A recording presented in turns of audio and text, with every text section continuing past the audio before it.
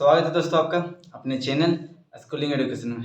दोस्तों हमने एनसीईआरटी की सीरीज में कक्षा 6 की ज्योग्राफी की एनसीईआरटी बुक और जेसीईआरटी बुक का कंप्लीट कर लिए हैं। आज हम लोग एनसीईआरटी कक्षा 6 में हिस्ट्री को स्टार्ट करने वाले हैं। हिस्ट्री के एनसीईआरटी और जेसीईआरटी दोनों को कवर करते हुए हम लोग चलेंगे। दोस्तों आप चैनल पर नए हो तो चैनल को सब्सक्राइब करें, वीडियो को लाइक करें। दोस्तों आगे आइए शुरू करते हैं। दोस्तों हमने इसके बारे में हिस्ट्री के बारे में पहले एक कक्षा में हम लोग हिस्ट्री क्या होती है, हिस्ट्री किसको कहते हैं, हिस्ट्री के फादर कौन है, इंडिया के भारत की साइंस में हिस्ट्री के फादर किसको बोलते हैं, ये हम लोग पिछली कक्षा में हम लोग देख चुके हैं। ठीक है, हिस्ट्री क्या होता है तो प्राचीन समय से लेकर अब तक घटित घटनाओं को, मानव की सेंस में घटित घटनाओं को हम लोग इतिहास बोलते हैं क्रम के अनुसार। ठीक है, तो इसके फादर किसको बोलते हैं तो फादर ऑफ हिस्ट्री को हम लोग हेरोडोटस को बोलते हैं। और भारत की सेंस में इंडिका पुस्तक लिखी मेगास्थनीज ने, तो उनको हम लोग भारत की सेंस में फादर ऑफ इंडियन हिस्ट्री कहते हैं। ठीक है दोस्तों, कक्षा 6 की पहला लेसन जो है कब, क्या, कहाँ और कैसे, ये कक्षा 6 की पहला लेसन है, पहला चैप्टर है। तो इसके बारे में हम लोग आज डिटेल में अध्ययन करने वाले हैं। दोस्तों एक कुछ तिथियां, महत्वपूर्ण तिथियां दी हुई है, इसको देख लेते हैं। भारत का कृषि का आरंभ जो है, कृषि का आरंभ का लगभग 8000 वर्ष पूर्व हो चुका था। दोस्तों हिस्ट्री एक सबको बोलते हैं एक बोरिंग सब्जेक्ट है, तो हम लोग हिस्ट्री को उस तरह सेंस में नहीं देखेंगे। दोस्तों कक्षा 6 से हम लोग हिस्ट्री पे या फिर अन्य जो सोशल साइंस की सब्जेक्ट्स होते हैं उसमें हम लोग क्या करते हैं, फोकस उतना नहीं करते हैं, बाकी अदर सब्जेक्ट पे फोकस करते हैं, जो बाद में जाके हम लोग को बहुत सारी प्रॉब्लम्स होती है। अब 10th और 12th पास स्टूडेंट्स को देखोगे तो अधिकतर स्टूडेंट्स पॉलिटिकल साइंस और हिस्ट्री बैकग्राउंड में ही जाके एडमिशन कराते हैं। बहुत कम बच्चे अन्य स्ट्रीम्स को फॉलो करते हैं। तो आगे जाके हम लोग को प्रॉब्लम ना हो इसके लिए हम लोग अच्छे से रिवीजन करेंगे, अच्छे से पढ़ाई करेंगे, जिससे हम लोग को ये बोरिंग सब्जेक्ट ना लगे। ठीक है, तो देखते हैं दोस्तों, कृषि का आरंभ लगभग कितना लगभग 8000 वर्ष पूर्व कृषि का आरंभ हो चुका था। दोस्तों ये साक्ष्य जो मिले उसके आधार पे लगभग मुझे लगता है इससे पहले भी हम लोग समझ सकते हैं कि इससे पहले भी कृषि का आरंभ हो चुका होगा। ठीक है, सिंधु घाटी सभ्यता, प्रथम नगर जो है, प्रथम नगर, ठीक है, प्रथम नगर जो है 4700 ईसा पूर्व के आसपास, 4700 वर्ष पूर्व, सॉरी ईसा पूर्व नहीं, वर्ष पूर्व के आसपास पहला नगर का इसका साक्ष्य प्राप्त हुआ हम लोगों को। गांधी घाट, गंगा घाटी जो है, गंगा नदी घाटी, उसके आसपास जो नगर बसे वो लगभग 2500 वर्ष पूर्व के आसपास में यहाँ पे नगर, प्रथम नगर जो बस रहे थे, नगर बसना प्रारंभ हुआ। तो ये कुछ महत्वपूर्ण तिथियां जो एनसीईआरटी में और जेसीईआरटी में दी हुई है, इसको याद रखेंगे। अब हम लोग तथ्यों की बात करते हैं तो नर्मदा घाटी जो है, नर्मदा घाटी, वहाँ पे लाखों वर्ष पहले जो कुशल संग्राहक निवास करते थे, गाँव में निवास करते थे, वो लोग क्या है, कुशल संग्राहक के साथ कुशल आखेटक थे। आखेट मतलब शिकार करने वाले, तो ये लोग पशुओं का शिकार करते थे। तो ये इनका बसाव क्षेत्र कौन सा था, नर्मदा घाटी। ठीक है, हम लोग और देखते हैं कि नॉर्थ वेस्ट में जो है, पश्चिम में, उत्तर पश्चिम में सुलेमान और किरथर की पहाड़ियाँ।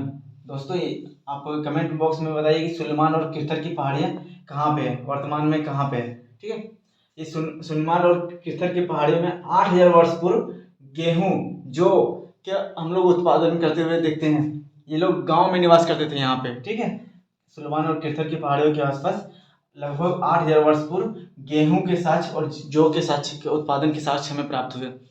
ये लोग जो यहाँ पे निवास करते थे गांव में, ये लोग गाय, बकरी, बैल का पालन करते थे। हम लोग दोस्तों जानते हैं कि मनुष्य ने सबसे पहले किसे पालतू बनाया, तो वो कुत्ते थे। ठीक है, कुत्ते को सबसे पहले मनुष्य ने पालतू बनाया। उसके बाद धीरे धीरे हम लोग देखते हैं बकरी हो गया, गाय हो गया, बैल हो गया, इन सबको पालतू बनाना प्रारंभ किया। जो नॉर्थ ईस्ट के सुलेमान और किरथर की पहाड़ी में जो लोग रहते थे वो गाँव में निवास करते थे। तो हम लोग देख सकते हैं दोस्तों, गाँव में उससे पहले भी जब हम लोग का सिंधु घाटी सभ्यता हम लोग जो पढ़ते हैं 4700 वर्ष पूर्व के आसपास की सभ्यता जो पढ़ते हैं, वो एक नगरीय सभ्यता है। मीन्स वहाँ पे एक विकसित नगरीय सभ्यता है, लेकिन गांव में उससे पहले भी लोग निवास करते थे। जो सुलेमान और किरथर की पहाड़ियाँ हैं, नॉर्थ ईस्ट में जो गारो खासी जानते हैं, हम लोग पढ़ते हैं नॉर्थ ईस्ट में, वो गारो में, और फिर मध्य भारत में जो मध्य भारत के पास जो विंध्यन पहाड़ियाँ हैं, विंध्याचल की पहाड़ी जो हम लोग बोलते हैं, वहाँ पे भी लोग गाँव में निवास करते थे। और विंध्याचल के जो उत्तर का क्षेत्र है, विंध्याचल के जो उत्तर के क्षेत्र हैं, वहाँ पे हम लोग चावल का उत्पादन के प्रथम साक्ष्य प्राप्त होते हैं। ठीक है, चावल के उत्पादन के प्रथम साक्ष्य हमें कहाँ प्राप्त होते हैं? विंध्यन के पहाड़ी उत्तर में। ठीक है, और क्या बोलते हैं, गेहूं और जौ के जो उत्पादन के साक्ष्य हमें कहाँ मिलते हैं? सुलेमान और किरथर की पहाड़ियों में मिलते हैं। तो हम लोग देख सकते हैं दोस्तों कि यही बात है कि प्रथम नगर जो है, नगर के रूप में हम लोग सिंधु घाटी सभ्यता को पढ़ते हैं। ठीक है, लेकिन जो गांव का इतिहास है, गांव का इतिहास, उनके बारे में जो क्या बोलते साक्ष्य जो है वो उतने ज़्यादा अवेलेबल नहीं है, जिसके कारण हम लोग उससे पहले के सभ्यता के बारे में हम लोग अध्ययन नहीं कर पाते। सिंधु घाटी सभ्यता की जो लिपि है वो अभी तक पढ़ी नहीं जा सकी, तो उससे पहले के साक्ष्य में कहाँ से प्राप्त हों? ठीक है,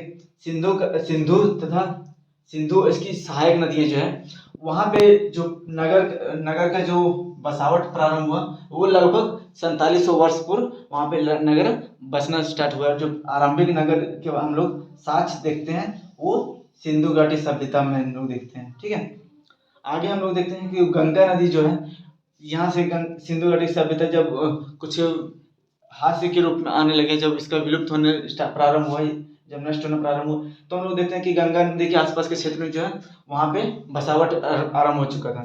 तो गंगा नदी और उसकी सहायक नदियों के आसपास के जो क्षेत्र हैं वहाँ पे नगर कब बसना प्रारंभ हुआ? तो 2500 लगभग 2500 वर्ष पूर्व के आसपास यहाँ पे लोग नगरों में बसना प्रारंभ किए। ठीक है दोस्तों, आगे देखें तो गंगा नदी के आसपास के क्षेत्र, गंगा नदी और उसकी सहायक नदियों के आसपास के क्षेत्र में क्या हुआ? नगर डेवलप होना स्टार्ट किया। ठीक है, तो उसके बाद क्या हुआ, जब डेवलपमेंट ज़्यादा होने लगा तो ये जो आसपास के जो गांव है उस सब मिलकर के एक जनपद बन गए। ठीक है, और उसके बाद फिर वो धीरे धीरे महाजनपद के रूप में डेवलप होने स्टार्ट हुए, और लगभग कितने 16 महाजनपद का उल्लेख हमें मिलता है इतिहास में। ठीक है, और उसमें से एक जनपद जो है मगध, जो आपके बिहार झारखंड के आसपास का क्षेत्र जो था, सोन नदी के दक्षिण वाला क्षेत्र जो है, वहाँ का क्षेत्र वो सबसे शक्तिशाली जनपद के रूप में उभरा, जिसमें हम लोग महान चक्रवर्ती सम्राट अशोक के नाम जानते हैं, अशोक के नाम से जानते हैं। ठीक है, वो यहीं पे शासन करते थे। चंद्रगुप्त मौर्य हो गया आपका, ये सारे यहाँ पे राज करने वाले राजा थे। ठीक है, अब इंडिया जो शब्द है हम लोग देखते हैं, इंडिया जो शब्द है, ये शब्द क्या है? इंडस शब्द से बना है। इंडस जो एक संस्कृत शब्द सिंधु जिसका अर्थ संस्कृत में सिंधु होता है। ठीक है, इंडस शब्द से निकला जिसका अर्थ होता है सिंधु संस्कृत में। ठीक है, इसका उपयोग जो है हम लोग देखते हैं लगभग 2500 वर्ष पर 2500 वर्ष पूर्व जो है, जो नॉर्थ वेस्ट से आने वाले ईरानी और यूनानी थे, नॉर्थ ईस्ट में जो यूनान साइड से और ईरान के क्षेत्र से जो लोग आ रहे थे, वो लोग सिंधु को क्या बोलते थे? हिंदोस या फिर इंदोस, इस नाम से इसको पुकारते थे। ठीक है, इसके पूर्व में जो भूमि थे, जो रहने वाले निवासी थे, जो पूर्व सिंधु के पूर्व में जो प्रदेश था उसको क्या बोला गया? इंडिया बोला गया। किनके द्वारा बोला गया? यूनानी और ईरानियों के द्वारा। ठीक है, याद रखिएगा, 2500 वर्ष पूर्व नॉर्थ ईस्ट से जो यूनानी और ईरानी आए, उन्होंने सिंधु को हिंदोस या इंडोस के नाम से पुकारा। ठीक है, और इसके पूर्व का जो क्षेत्र था, सिंधु नदी के पूर्व का क्षेत्र जो था, उसको क्या बोला गया? इंडिया बोला गया। ठीक है, हम लोग भारत जो बोलते हैं, भारत एक भरत शब्द से उत्पन्न है, भरत शब्द से। ठीक है, यह क्या है? उत्तर पश्चिम के क्षेत्र जो है वहाँ पे एक समूह जो रहते थे, उनका भरत के नाम से उसको बुलाया गया। लोगों का एक समूह है, ठीक है, नॉर्थ ईस्ट में रहने वाला एक समूह था, उनको भरत के नाम से बोला गया, और उन्हीं के नाम पे धीरे धीरे ये जो क्षेत्र में निवास करते थे उसको धीरे धीरे क्या कहा गया? भारत बोला गया। ठीक है, इसका उल्लेख हम लोग कहाँ पे देखते हैं? तो ऋग्वेद में इसका उल्लेख मिलता है। भरत समुदाय के लोग थे, उसका उल्लेख हम लोग देखते हैं ऋग्वेद में। ऋग्वेद कितना लगभग 3500 वर्ष पुराने ग्रंथ है, संस्कृत ग्रंथ है, भारत का सबसे पवित्र ग्रंथों में हम लोग वेदों के नाम से जानते हैं, वेद। ठीक है, जिसमें से एक 4 वेद, जिसमें से एक ऋग्वेद है, सबसे पुराना प्राचीन ग्रंथ है। ठीक है, इतिहास के स्रोत के बारे में बात करें तो इतिहास के स्रोत मतलब इतिहास की जानने के स्रोत कौन कौन से हैं, तो हम लोग देखते हैं पुरातात्विक स्रोत देखते हैं, ठीक है, लिखित स्रोत देखते हैं, और विदेशी यात्रा वृत्तांत, जो विदेश हमारे भारत में आके पर्यटन कर रहे थे उनके वृत्तांत, जो उन्होंने अपने यात्रा के बारे में जो लिखा, उससे हम लोग जानकारी प्राप्त करते हैं। फिर लिखित स्रोत हो गया, पुरातात्विक स्रोत हो गया, ये सारे स्रोत हमें इतिहास की जानने के स्रोत हैं। इतिहास लिखित स्रोत में हम लोग एक देखते हैं धार्मिक ग्रंथ और गैर धार्मिक ग्रंथ, इन चीज़ों के बारे में हम लोग अभी डिटेल में अध्ययन करने वाले। दोस्तों आगे बात करें इतिहास के स्रोतों के बारे में, या इतिहास को हम लोग किस प्रकार जान सकते हैं, तो उसमें 3 प्रमुख स्रोत के बारे में हमने बताया, पुरातात्विक स्रोत, लिखित स्रोत और विदेशी यात्रा वृत्तांत। पुरातात्विक स्रोत में कौन कौन से आते हैं, जैसे अभिलेख हो गया, ठीक है, सिक्के हो गए, मोहरे हो गए, स्मारक हो गए, जो पुराने ईंटों से बने जो स्मारक होते हैं, स्मारक के अवशेष होते हैं, वो सारी चीज़। फिर चित्र, जो हमें गुफाओं में चित्र कुछ मिल जाते हैं, या फिर कोई मैन्युस्क्रिप्ट होता है वो चित्र होते हैं, वो सारे।